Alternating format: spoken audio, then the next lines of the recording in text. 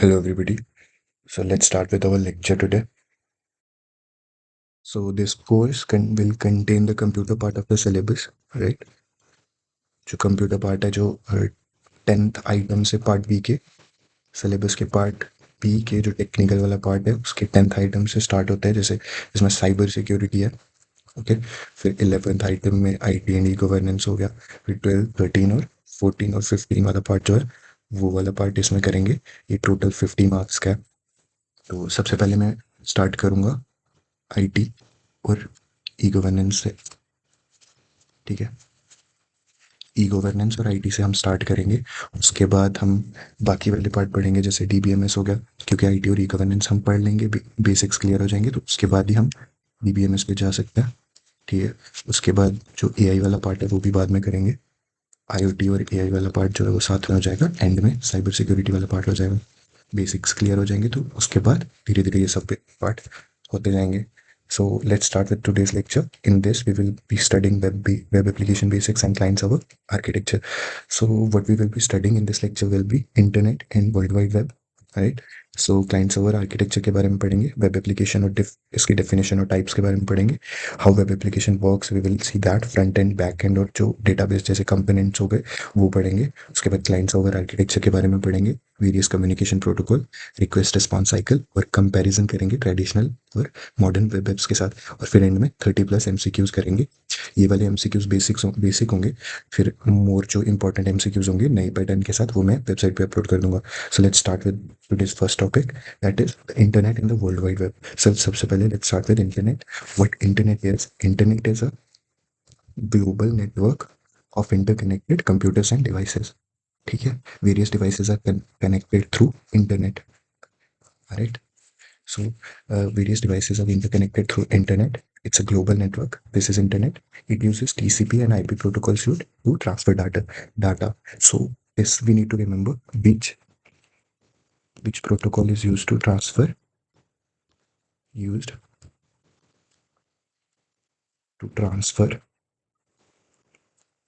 data over internet. This will need to remember, this is TCP IP protocol. इसके बारे में पूरा detail में हम बाद में पढ़ेंगे, आगे भी आएगा। TCP IP प्रोटोकॉल होता क्या है? TCP IP प्रोटोकॉल होता है transmission control protocol slash internet protocol. I hope इतना पता चल गया होगा कि TCP IP से हम क्या करते हैं, डेटा ट्रांसफर करते हैं। उसके बाद जो इंटरनेट होता है वो connects billion of devices world wide and provides services like email, file transfer, www, that is world wide web, and VoIP. TCP IP हमने देख लिया, हम क्या देख रहे थे? VoIP. So VoIP क्या होता है? Voice over internet protocol. So what this is, this has replaced the traditional जो कॉपर वायर ट्रांसमिशन होता था, कॉपर वायर ट्रांसमिशन होता था, उसको रिप्लेस करके इसने मल्टीमीडिया और वॉइस के लिए ये प्रोटोकॉल यूज किया जाता है, मल्टीमीडिया ट्रांसमिशन और एंड वॉइस कॉल्स के लिए। और this we need to remember.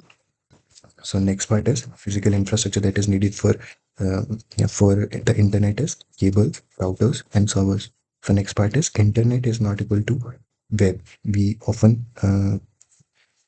get confused that internet is web. Whatever is web is internet, but it's not. Web is just another service provided by internet. Internet provide other services like file transfers, emails, and VoIP as well. Right? I hope this much is clear. So let's go to World Wide Web now. So what is www? www is World Wide Web. It was, first thing we need to remember is it was invented by Tim Berners-Lee in 1989. This is important part. We have to remember this. Tim Berners-Lee in 1989. World Wide Web was invented by. Okay. So World Wide Web is a system of interlinked hypertext documents on the internet. Okay. What is hypertext over here? Hypertext is text which contain links. Okay, links and other types of text, or links, clickable text, whichever, wherever clickable clickable text is present, that is World Wide Web. Okay, so it is accessed through web browsers like Chrome, Firefox, and Edge. Web browsers are client that we will see in uh, upcoming slides. What are client and what are servers, right? So web browser is a type of client. Okay, so it is based on the World Wide Web is based on three technologies, that is HTML, CSS, and JavaScript. I hope you guys know what is HTML and CSS and JavaScript. All right. So URL is a uniform resource locator. It is a unique address. Unique address it is, right? It is a unique address through which clients or web browser is client only. So client locate the resources, locate the resources. इसको ऐसे समझ लो, URL एक address होता है, ठीक है, जिस address पे जाके वो रिसोर्सेज मिल जाते हैं। जैसे हमने दुकान पे जाना होता है दूध दूध लेने के लिए, ठीक है, तो हमें पता है हम डेयरी पर ही जाएंगे, ठीक है। तो वैसे ही एक यूआरएल क्या होता है, वो एक रास्ता होता है जो डेयरी तक जा रहा होता है, ठीक है। It uses HTTP and HTTPS for as a communication protocol. These are the two communication protocols, HTTP and HTTPS, and the TCP and IP that we studied over here is a suite to transfer data, right? So let's सो अब पढ़ते हैं web application होता क्या है। हमने देख लिया internet और world wide web. Now let's see what a web application. So a web application is a software program stored on a remote server and delivered over the internet through web browsers. So web, what are web browsers? Web browsers are client. मैं client बार बार क्यों बोल रहा हूँ, आगे आपको पता चलेगा। Unlike desktop apps, web app requires no installation. Okay, हम डिफरेंस भी देखेंगे, बट जो डेस्कटॉप ऐप में मोस्टली क्या होता है, हमें इंस्टॉलेशन करनी होती है। कोई भी ऐप हो गया, लाइक VS कोड हम करते हैं तो उसको इंस्टॉल करना पड़ता है, that is desktop app, desktop app. Okay, but web app में कोई भी इंस्टॉलेशन की ज़रूरत नहीं होती है, राइट। फॉर एग्जांपल जीमेल हो गया, हम वेब के थ्रू इसको एक्सेस कर सकते हैं। गूगल मैप हो गया, Google map over here it is written, ठीक है। ब्रोशर्स हो गए, पोर्टफोलियो वेबसाइट्स हो गए, न्यूज़ साइट्स हो गए, ई-कॉमर्स साइट्स हो गए, ट्विटर हो गया, ऊबर हो गया, ठीक है। ये क्या होता है, वेब सर्वर्स होता है। अब there are 4 different types of web servers, sorry web apps. Okay, वो भी देख लेते हैं हम।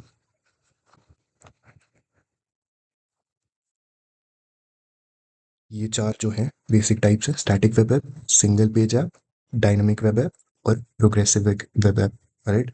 और भी ऐप्स, ऐप की टाइप्स होती हैं, जैसे कि ई कॉमर्स हो गया, ई कॉमर्स वेब एप्लीकेशन हो गया, लेकिन उसको हम डायनामिक वेब एप्लीकेशन के सिस्टम में रख सकते हैं।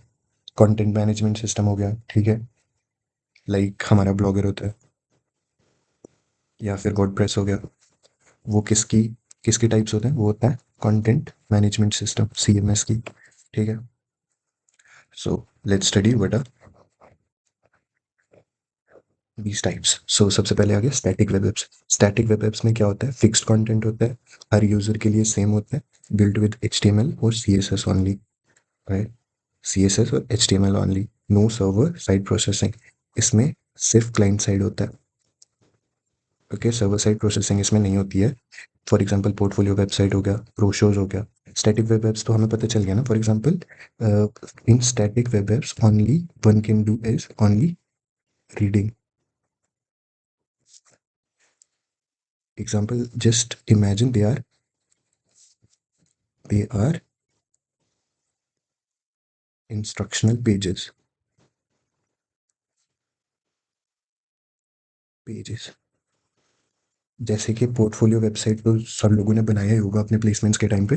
पोर्टफोलियो वेबसाइट हो गई, क्या होगी, सब डिटेल्स खुद के बारे में जिसमें ऐड की जाती थी, वो सिर्फ इंस्ट्रक्शंस थी, उसमें हम कुछ भी ऐड नहीं कर पाते थे, राइट। कुछ भी लॉजिक नहीं ऐड किया जाता था उसमें, सिर्फ HTML और CSS यूज़ किया जाता था, राइट। CSS सही दिखने के लिए और HTML just for the structure, ठीक है। नेक्स्ट पार्ट आ गया single page apps. So for example Gmail हो गया, गूगल मैप्स हो गया, उनमें क्या होता है, सिर्फ एक पेज होता है, उस पे ही सब काम होता है, like loads one HTML page, update content dynamically without full page reload. खुद भी डायनामिकली इसमें कंटेंट अपलोड अपडेट होता रहता है। जैसे जीमेल में हमने खोला, ठीक है, वो वन पेज ऐप है, सिंगल पेज ऐप है। उसमें क्या होगा, अगर कोई नया मेल आएगा तो वो ऊपर आ जाएगा, ठीक है। कोई भी उसके उसको रिफ्रेश करने की ज़रूरत नहीं होती है, ठीक है। वो खुद ब खुद ऊपर लोड हो जाता है। That is single page HTML.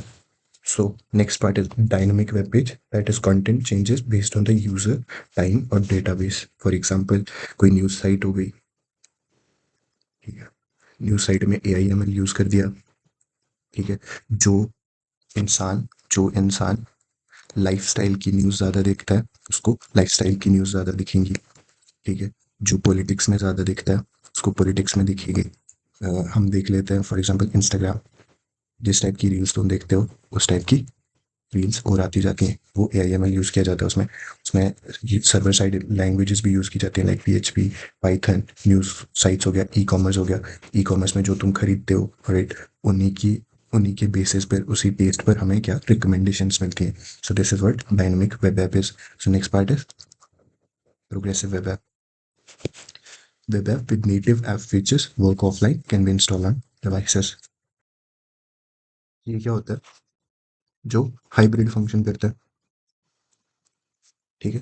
एक लाइटर वर्जन होता है मेन ऐप का। मेन ऐप का एक लाइटर वर्जन होता है जो ऑफलाइन भी काम करता है, ठीक है। जैसे कि ट्विटर लाइट हो गया, फेसबुक लाइट हो गया, इंस्टाग्राम लाइट हो गया। वो वेब वेबसाइट ही होती है, वेब ऐप ही होता है, बट उसको ऐप में इंस्टॉल किया जाता है एक लाइटर वर्जन की तरह। उनको क्या बोलते हैं, PWA, progressive web application. I hope this much is clear. Four types are there: static, single page, dynamic, progressive web apps. So now let's see how web application works. So step wise हम देखेंगे। सबसे पहले user action, user कुछ action करेगा, ठीक है। फिर DNS कुछ लुकअप करेगा, ठीक है। फिर HTTP रिक्वेस्ट होगा, फिर सर्वर प्रोसेसिंग होगा, रिस्पॉन्स सेंड होगा, रेंडरिंग होगा। रेंडर होके वो पेज तुम्हें दिखाई देगा, ठीक है। So let's see user action. User opens a browser and clicks a URL and click the link. For example आप लोगों ने JK लॉन्ग हो जाएगा, JKSSB.co.in वाला खोला, ठीक है। तो क्या होगा, ये क्या हो गया, यूजर एक्शन, कि आपने ये लिंक खोला और क्लिक किया। फिर क्या होगा, DNS सर्वर लुकअप होगा। जैसे ब्राउजर कांटेक्ट करेगा DNS सर्वर को, ठीक है।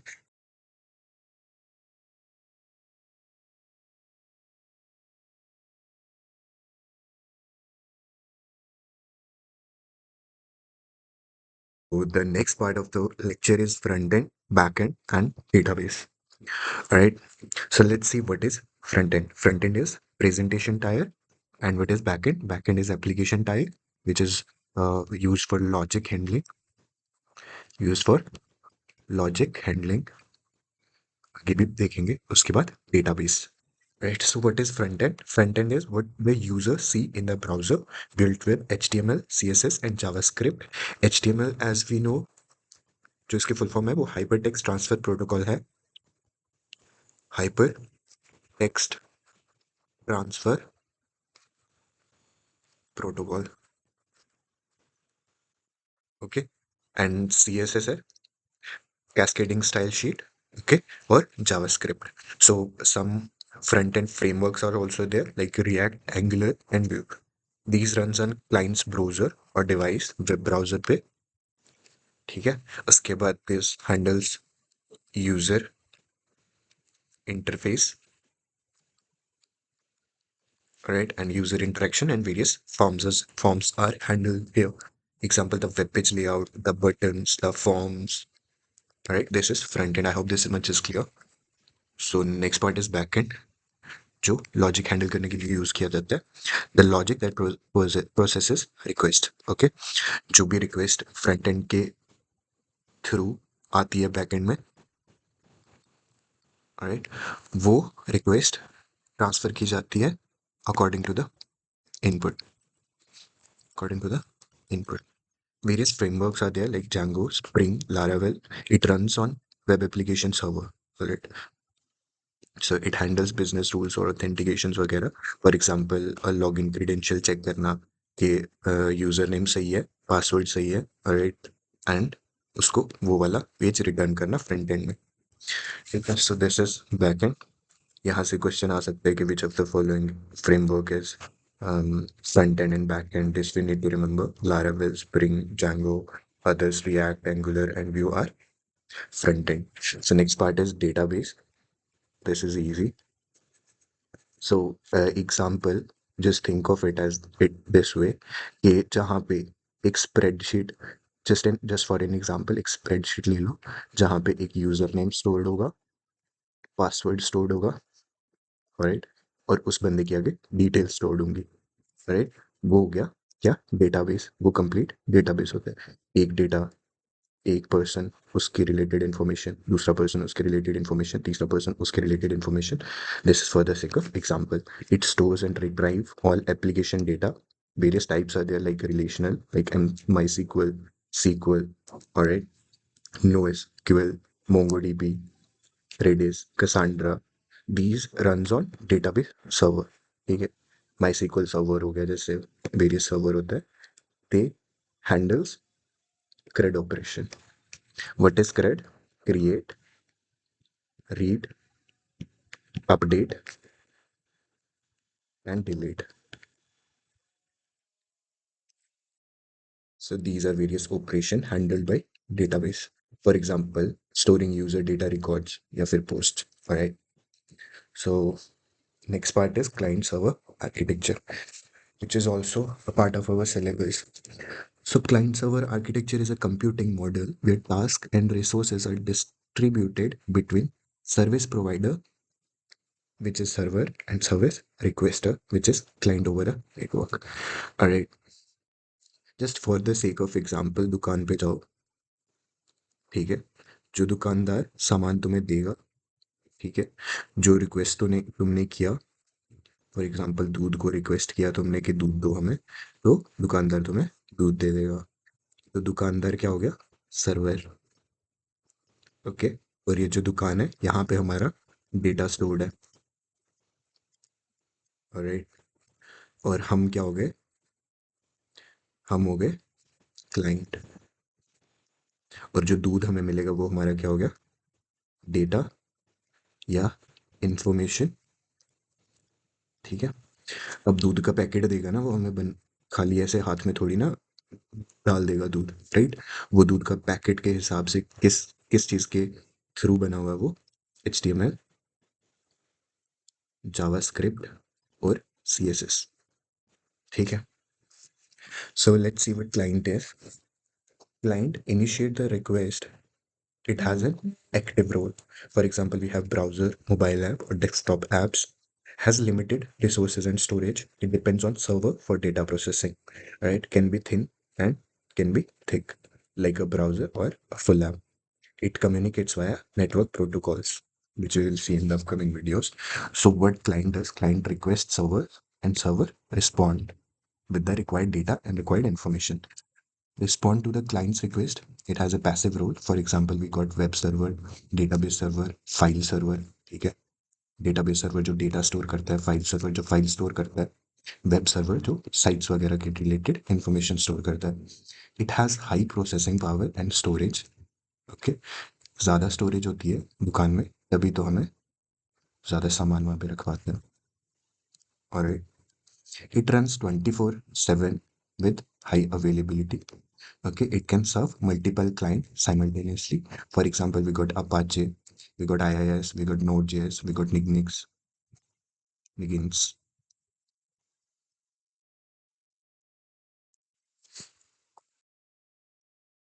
A web server. Okay, it's a web server. ये 2004 में लॉन्च हुआ था। Okay, it is also free and open source. Okay, so उसके बाद हमारे पास टाइप्स आ जाती है क्लाइंट सर्वर की, क्लाइंट सर्वर आर्किटेक्चर की। जैसे चार टाइप हो गई, one tier architecture and two tier architecture, three tier architecture and N tier architecture. So what happens in one tier architecture is जैसे all components, UI, logic, database on a single machine. For this, no network is needed. For example, we got MS Access database on a standalone PC. इसके pros क्या होंगे? Simple है, fast है. Cons क्या होंगे? Not scalable. We cannot share it. In this, the client, the server, and database all are on a single machine. Easier. Alright. इसमें one have direct access. Direct, अरे जैसे हम प्रोजेक्ट बनाते थे कॉलेज में, राइट, माई sequel के project बना लिए, ठीक है, हम प्रोजेक्ट बनाते बनाते डायरेक्ट हम इन्वायरमेंट में ही इंटरेक्ट करते थे, ठीक है, जब भी क्वेरी डालते थे वहाँ इन्वायरमेंट में ही इंटरेक्ट करते थे, ना कि हमारे पास एक डिफरेंट यूआई होता था उसके लिए, ठीक है, वो क्या हो गया? One tier. So now let's see two tier. Two tier is client directly communicate with database server, business logic on the client. For example old banking application हो गई जिनमें क्लाइंट सॉफ्टवेयर होता था, इनमें क्या होता है? फास्टर होते हैं, फैट क्लाइंट होता है, इसमें मेंटेनेंस इश्यू होता है. So fat client means functions are performed locally, are performed locally. Okay, so now let's know about three tier architecture. अगर तुम लोग को स्लो लग रहा है तो 1.5x पे देख लेना इसे. सो थ्री टायर आर्किटेक्चर में क्या होगा? इसमें प्रेजेंटेशन होता है, एप्लीकेशन लेयर होती है, डेटाबेस लेयर सेपरेटेड होती हैं तीनों, ठीक है. Different layers are there. For example, modern web apps, we have browser, then web server, then database server. They are different. The pros are like scalable, they are secure, they are maintainable. All right. They are most widely used in today's time. So next type is N-tier architecture. It is a three-tier architecture extended with multiple layers. We have load balancer in it, cache server, microservices. Okay, like enterprises apps हो गए, या फिर cloud platforms like AWS हो गया, ठीक है, Google cloud हो गया, ठीक है. इनके प्रोज क्या होते हैं? Highly scalable, they are complex to manage. So now let's see communication protocol that are important over here. We need to see. First one is HTTP and HTTPS. We have gotten a lot of questions in GKSSB itself where it says what S stands for in HTTP. ये question engineers को पूछना चाहिए उन लोगों को. So let's see what is hypertext transfer protocol. So it's a default protocol for web communication. It operates at OSI model, जो application layer होती है OSI मॉडल की, ठीक है, उसमें क्या करता है? ये ऑपरेट करता है. सो हमें पता है एप्लीकेशन लेयर जो है वो टॉप मोस्ट लेयर है हमारी OSI मॉडल की, top most layer of OSI model. जो वेरियस OSI मॉडल की 7 लेयर्स होती हैं वो भी हमारे सिलेबस में है, वो भी हम कवर करेंगे. So port 80 is the default port for this. Compare करके पड़ता है. Port 80 is the default port for hypertext transfer protocol and port 443 is the default port for HTTPS. So it's a stateless protocol. Each request is independent. In this, data is encrypted during transmission. Okay. Various methods are used like get, post, put, delete, patch, head.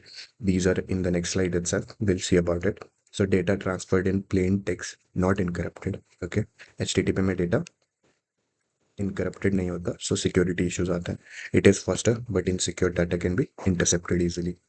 So it uses SSL and TLS certificates for authentication. It shows a padlock icon in the browser of the address bar. So it is mandatory for e-commerce, banking and government portals. Okay, ये नहीं हमने देखा था. It also operates at the application layer. ठीक है, HTTP और HTTPS जो है application layer पे काम करता है. ठीक है, it has encryption layers it is HTTP only, but it has encryption layers SSL और TLS. So SSL हमारा क्या हो गया, पता ही होगा सबको. SSL is a secure sockets layer. और TLS क्या हो गया, ट्रांसपोर्ट लेयर सिक्योरिटी. ठीक है, इनको यूज़ किया जाता है इनकरप्ट करने के लिए जो इंटरनेट ट्रैफिक होता है. ठीक है, इंटरनेट पे जो विजिटर्स होते हैं, इंटरनेट पे जो भी डेटा होता है उसको इनकरप्ट करने के लिए for the security purpose we use SSL and TLS in HTTPS protocol. So I hope this much is clear. So now we got HTTPS method for CRUD operation. Okay. So we got get method to retrieve and read data from the server. For example, loading a web page, fetching a user profile. It is safe. So this we need to see what is idempotent. Alright. So ये क्या होता है, अगर हम multiple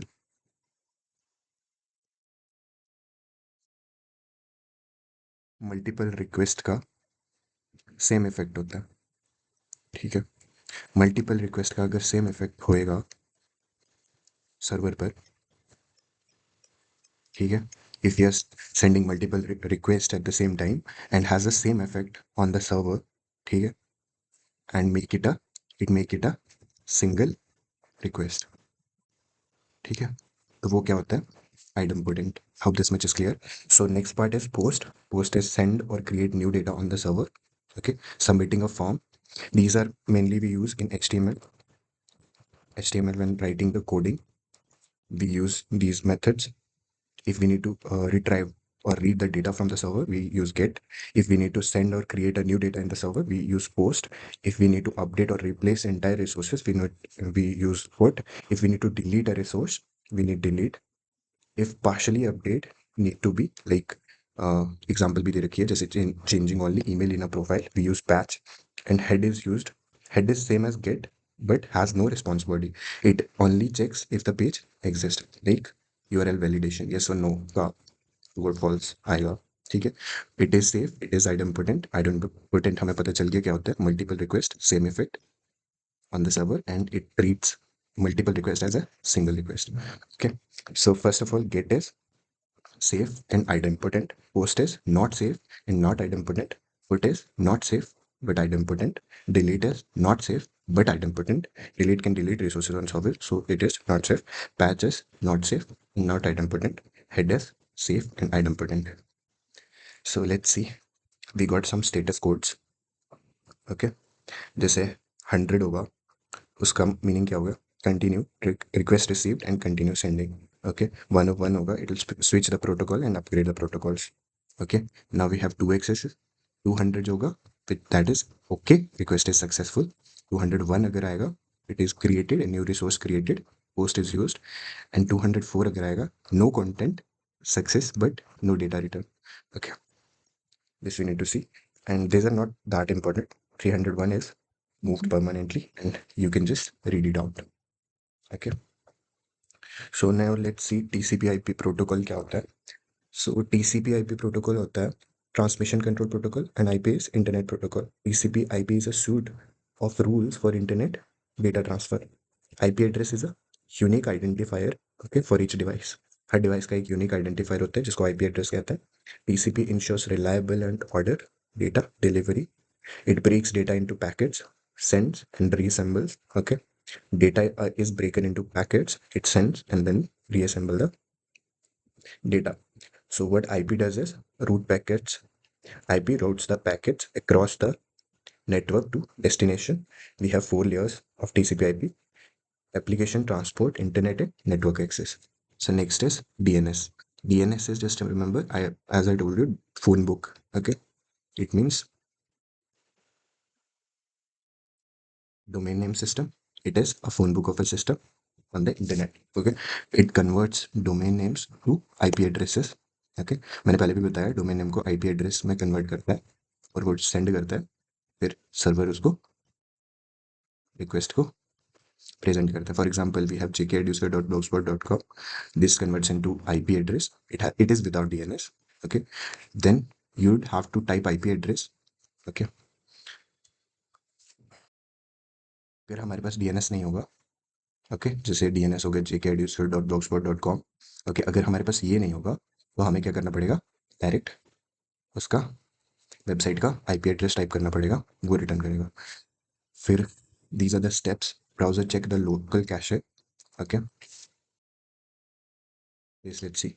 For example, we request a website jkssb.in. ये domain name गलत है but या for the sake of example जैसे हमने रिक्वेस्ट किया, ठीक है. देन ब्राउजर क्या करेगा, चेक करेगा लोकल कैशे. ठीक है. अगर IP एड्रेस लोकली फाउंड हो गया, लोकली मिल गया, if IP address is found locally, then the process ends there only, ends there only. अगर नहीं मिला, ठीक है, तो क्या होगा, it will request to रिसॉल्वर.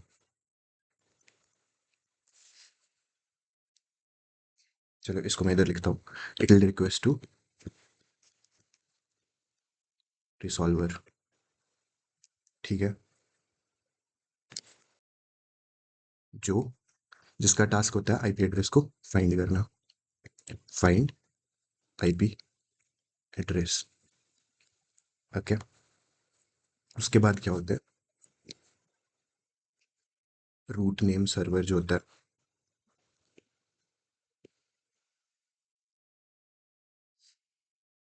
Root name server जो होता है वो टॉप लेवल डोमेन को, TLD को चेक करता है. फॉर एग्जाम्पल .com या .net या .in. ओके. यहाँ पे भी देख लिया. ठीक है. उसके बाद जो अथॉरिटेटिव डोमेन नेम सर्वर होता है, ठीक है, वो IP रिटर्न करता है, तो हमें डेटा विजुअलाइज होता है in the browser. Okay. So the port here is 53 UDP and TCP. Right. अब दिस मच इज क्लियर. एक बार स्लाइड्स पढ़ लेना, इजी हो जाएगा.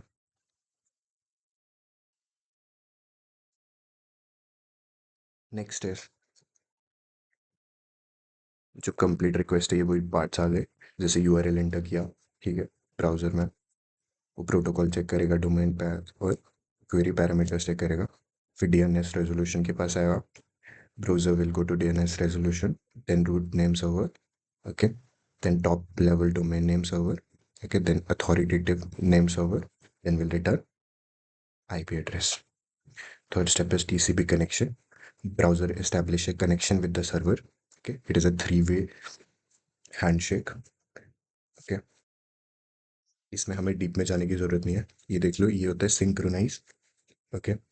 जो सेकंड स्टेप होता है वो होता है synchronize plus acknowledgement. Third part होता है acknowledgement, then handshake. For HTTPS SSL और TLS सर्टिफिकेट जो हमने देखे वो एक्सचेंज होते हैं. ठीक है. Encryption is done. HTTP request sent, browser send HTTP request, methods are used whichever are required in URL and header, host user agent and accept cookies. If cookies are accepted, it is shown. Then server processing, server receive the request first, then router map the URL. Okay. Request, then it maps the URL wherever it is. Then controller execute the logic and DB query runs, database की query run करती है अगर जरूरत हो तो. Okay. Response code हमने देखे. ठीक है. फिर ब्राउजर रेंडर, फिर क्या करता है, ब्राउजर पास करता है HTML को. It builds DOM. What is DOM? DOM is document object model. Document object model. ठीक है. ये एक ट्री लाइक रिप्रेजेंट करता है सारे पेजेस को ट्री की तरह. ठीक है. ताकि डायनेमिकली कंटेंट अपडेट हो सके. Then it fetches images and render the page on the screen. So let's see next. Next, the difference between traditional web apps and modern. Okay, so full pages reload on every action in traditional web apps. Okay, only parts are updated in modern apps. These are API based. Okay, server role in this, server renders a full HTML page. In this, server sends only JSON data API. Okay, the client role is display HTML received.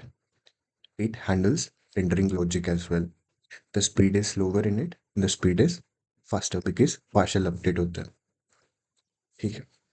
Then SEO is easier in traditional MPAs. Okay, but in modern, it need SSR for good SEO. So what is SSR over here? SSR is server side rendering.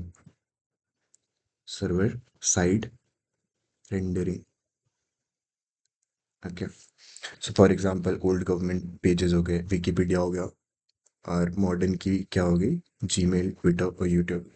In this technology was used PHP, JSP, ASP.NET. Okay. इसमें React use होता है, Angular plus HTTP वगैरह use होता है. Okay, यहाँ पे हमने कुछ देखे कि टर्म्स देख लेते हैं क्या होता है. जैसे कि यूनिफॉर्म रिसोर्स लोकेटर हो गया. It's a web address that identify resources on the internet. What is IP address? IP address is unique numerical value assigned to every device on a network. What is API? API is application programming interface. It sets the rule how app communicate with each other. SSL TLS हमने देख लिया. Secure socket layer, transport layer, security. It encrypts the protocol for HTTPS. Okay. So these are encryption protocols. This does not. These are encryption protocol for HTTPS. So bandwidth, maximum data is transferred at the rate of network. It is measured in Mbps or Gbps. Okay. So what is latency? It's the delay time. ठीक है. Delay time, first byte of the response जब तक आती, उसको latency कहते हैं. ठीक है. जैसे तुमने कोई वेब पेज रिक्वेस्ट किया, ऐसे हो रहा है ब्राउजर पे, जब वो कंप्लीट हो जाएगा, that is the latency. So cookie is a small data stored on a client by server to maintain the state session across the request. Okay, cookie are temporary. Okay, पर client के sorry client पे store हो जाते हैं, जैसे web browser पे store हो गए. ठीक है. और कैशे हो गया, temporary storage of web content for faster access. ये ब्राउजर साइड होता है. ओके. फायरवॉल क्या हो गया? Security system that monitors control incoming and outgoing network traffic. फिर हो गया load balancer. It distribute the incoming request across multiple server to prevent overload. Overload, ठीक है. लोड बैलेंसर मल्टीपल सर्वर पर इनकमिंग रिक्वेस्ट को ट्रांसफर कर देता है, लोड ओवरलोड होने से बचाने के लिए. So that's a wrap. Notes आप देख लेना यहाँ पर. MCQs कर लेते हैं 30. ठीक है. इजी है. वर्ल्ड वाइड वेब हमें पता है, WWW stands for world wide web. It was invented by Tim Berners-Lee in 1989. Okay. So with which protocol is used to access the web page? It is HTTP. Okay.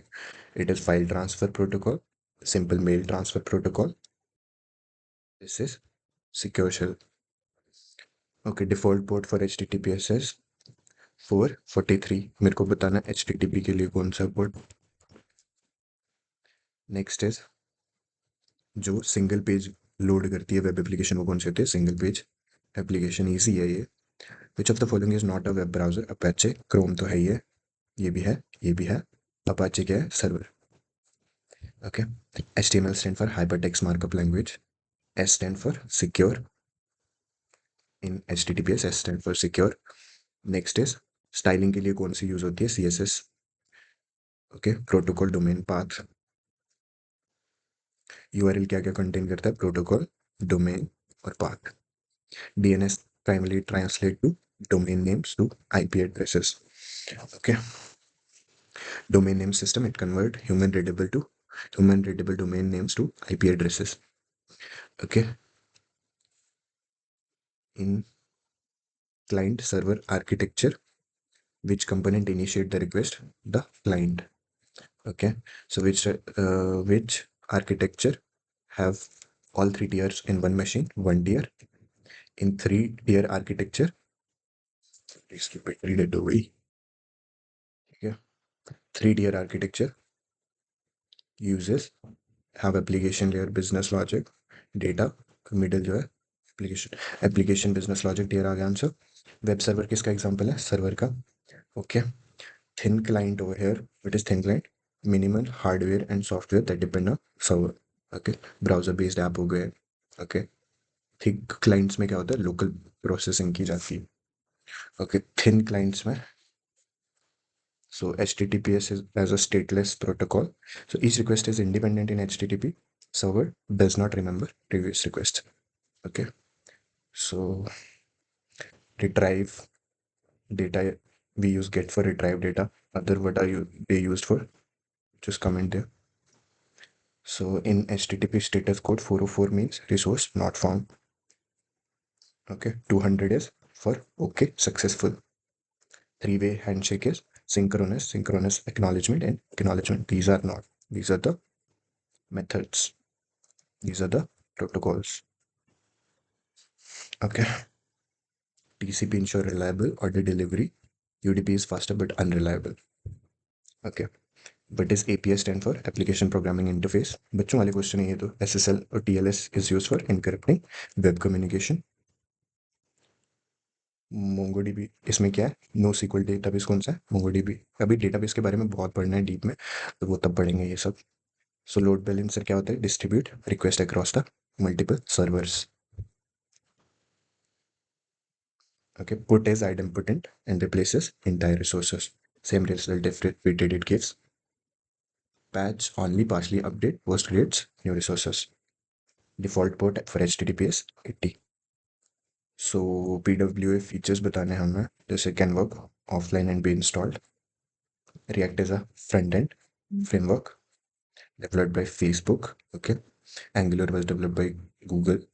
ये भी देख लो. Python वगैरह. It encrypts citizens' data. HTTPS is mandatory for government portals. Sensitive citizen data जैसे आधार card हो गया, bank details हो गई, phone number हो गया, वो इनकरप्शन फॉर्मेट में. आगे लिखा हुआ exam favourite this type of question can come. So that was a wrap today. Okay. So सब स्टडी मटेरियल प्रोवाइड कर दूंगा मैं. इस पीपीटी को भी अपलोड कर दूंगा. ठीक है. और हैंड रिटन नोट कुछ टाइम बाद अपलोड करूंगा फिलहाल. ठीक है. अदर नोट्स देख लो. एमसीक्यूज पोस्ट करता रहूँगा मैं. ये एमसीक्यूज तो बच्चों वाले थे, प्लस जो थोड़े नए वाले पैटर्न वाले एमसीक्यूज भी पोस्ट करेंगे वहाँ पे. फिर बाकी सब देख लो. Okay then see you in the next lecture.